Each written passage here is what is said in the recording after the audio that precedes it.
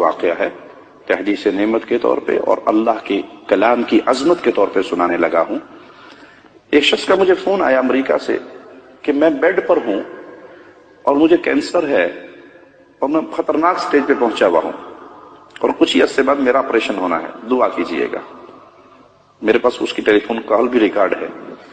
تو میں نے کہا بھائی اللہ تجھے شفا دے، تو بیڈ پہ پڑا ہے، کچھ کر نہیں سکتا، سونے کے علاوہ جب تو اٹھے نماز پڑھنی ہے، کھانا کھانا ہے اور سونا ہے، اور تو تجھے کام کوئی نہیں، مستقل اپنی زبان پہ سورۃ فاتحہ کا ورد شروع کر دے آج سے، مستقل سورۃ فاتحہ پڑھ،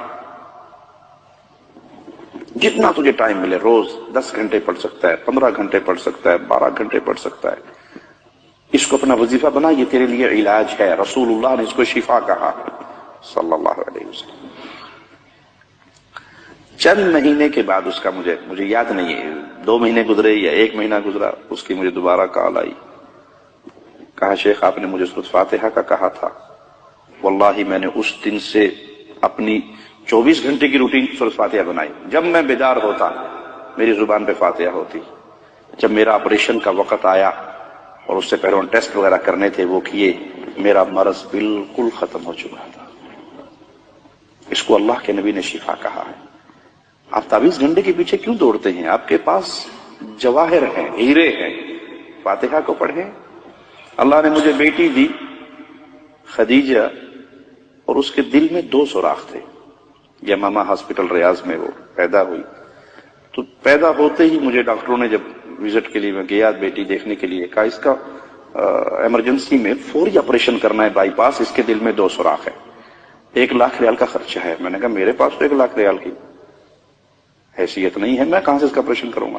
کہا نہیں آپ ٹرائی کریں، کوشش کریں، دیکھیں، لیکن اس کا آپریشن ضروری ہے۔ یہ روتی تھی تو پورا چہرہ اس کا نیلا ہو جاتا تھا۔ میں نے کہا ٹھیک ہے، اللہ آسانی فرمائے گا۔ میں نے بیٹی لی، گھر آ گیا، اور میں نے اللہ کی رحمت سے اسے اپنی گود میں لینا اور سورۃ فاتحہ پڑھنا۔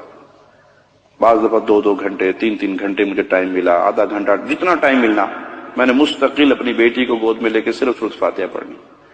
مجھے یاد نہیں کہ وہ 20-21 دن کے بعد دوبارہ یا مہینے کے بعد دوبارہ ہاسپٹل لے کر گیا تو فائل اسی بچی کی تھی، ڈاکٹر چینج تھے۔ اب وہ مشین سکرین پہ ایکو کر رہے ہیں، نیچے فائل دیکھ رہے ہیں اور اس سکرین کو غور سے دیکھ رہے ہیں۔ مجھے کہتے کہاں سے علاج کروایا آپ نے؟ میں نے کہا کہیں سے نہیں بھی کروایا۔ کہا تو اس کے 2 سوراخ بند ہو چکے ہیں، بالکل ٹھیک ہوگی، نارمل ہوگی ماشاءاللہ۔ میں نے کہا کچھ نہیں کروایا، صرف سورۃ فاتحہ پڑھ کے دم کیا۔ ہڈیوں کے پیچھے پڑے ہوئے ہیں، کوئی دھاگوں کے پیچھے پڑا ہوا ہے، کوئی پیر کے تھوک چاٹنے تک کے پیچھے پڑے ہوئے کہ بابا تھوکی چھوڑ دینا، ساڈا کام پار، بابا سوٹا مار دے، کئی بابے سوٹے والے ہیں، سوٹا مار دے، بس سوٹے سے ہمارا کام۔ اس حد تک ہمارا عقیدہ کمزور ہو گیا۔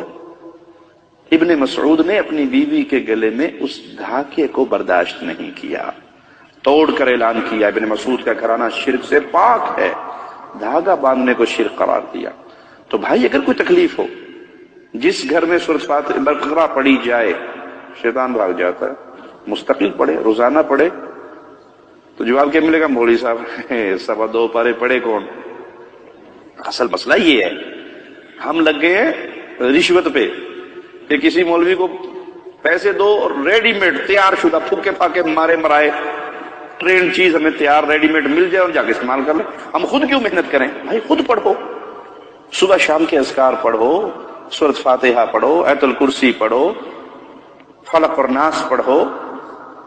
یہ قرآن حکیم شفا ہے، جہاں سے پڑھو آپ کو اللہ شفا نصیب فرمائے گا۔ ہاں یقین ہو کہ یہ میرے رب کا کلام ہے اور یہ شفا ہے۔ اللہ سے دعا ہے اللہ ہمارے حال پہ رحمت فرمائے۔